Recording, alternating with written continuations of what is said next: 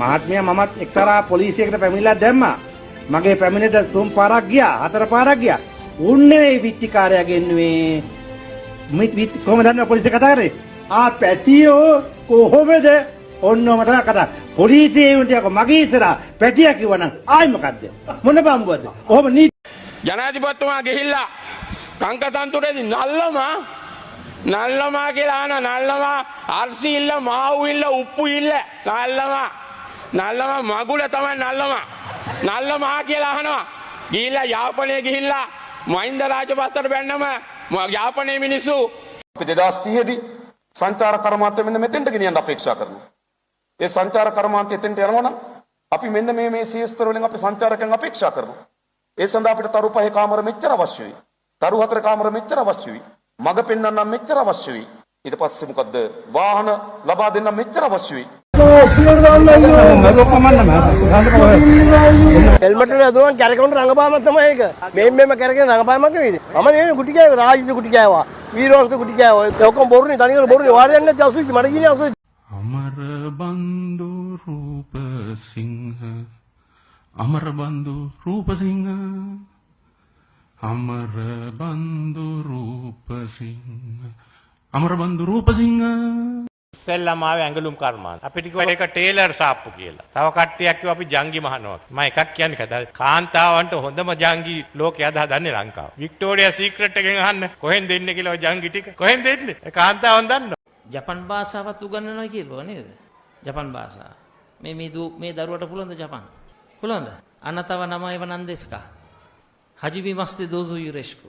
ඔනගයි ශිමස්. මටත් ඉතින් පොඩ ජපන් පුළුවන්. බොහොම ස්තුතියි ගරු නියෝජ්‍ය කතානායකතුමනි. රටේ බදු ප්‍රතිපත්තිය පිළිබඳව සහ නිරන්තරයෙන් වෙනස් වන බදු ක්‍රමවේදය ගැන මම දීර්ඝ අදහසක් දක්වන්න බලාපොරොත්තු වෙන්නේ නැහැ. අපිට ඕනේ නෑ මේ ආණ්ඩුව කඩලා දාන්න. අපිට ඕනේ නෑ එළියේ ඉන්න විරුද්ධ පක්ෂේ දේශපාලන නන්නත්තර වෙච්ච අයට ජීවය දෙන්න. අපිට ඕනේ ජනවරමට අනුකූල පාරේ මේ ආණ්ඩුව රැගෙන යන්න. ජනවරමට පස්ස හරවන එකගේ පස්ස පැත්තට රිදෙන්න පහර දෙන්න. ඒ වගකීම අපි අතහරින්නේ නෑ. මනුෂ්‍ය නායකකාර ඡන්දෙදි ප්‍රශ්නයක් වුණා. ඊට පස්සේ මනුෂ්‍ය නායකකාර හැම YouTube එකේම ගිහිල්ලා මොනවද කිව්වේ? මගේ නඩුව ෂේප් කරලා දුන්නේ අරලිය ගහ මන්දිරේට.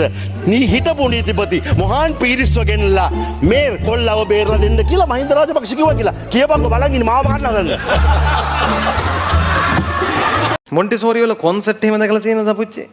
රාමායනේ එහෙම පෙන්නකොට රාමයි රාවණයි යාළු වෙලා හොඳටම. දෙන්න හොඳටම යාළු වෙලා කතා කරනවා. කරට අත දානවා. සීතා හනුමත් එක්ක යනවා. මොන්ටිසෝරි කොන්සෙප්ට් එකේ. ඊචලා පුදුම දුකක් විඳින්න. තුමා දැන් එයාගේ ඔෆිස් එකේ කියලා තියෙන්නේ මේ විපක්ෂ නායක ඔෆිස් එකට මට ඇතුල් වෙන්න බෑ කියලා පොලිසිය කියලා. මම දැන් ටයිම එක ඉල්ල ගන්න ගියා. එතකොට මාව එළියට ඇව්වා.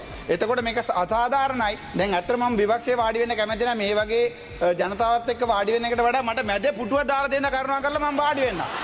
අද සියලු දෙනා එක්කව වෙලා මට ගහනවා. සියලු දෙනා එක්කව වෙලා මට ගල් ගහනවා.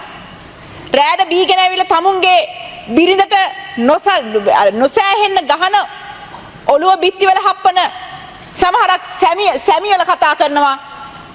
මගේ මහත්තයා මගේ දත් දෙකක් කුඩු වෙන්න ගහලා මූණ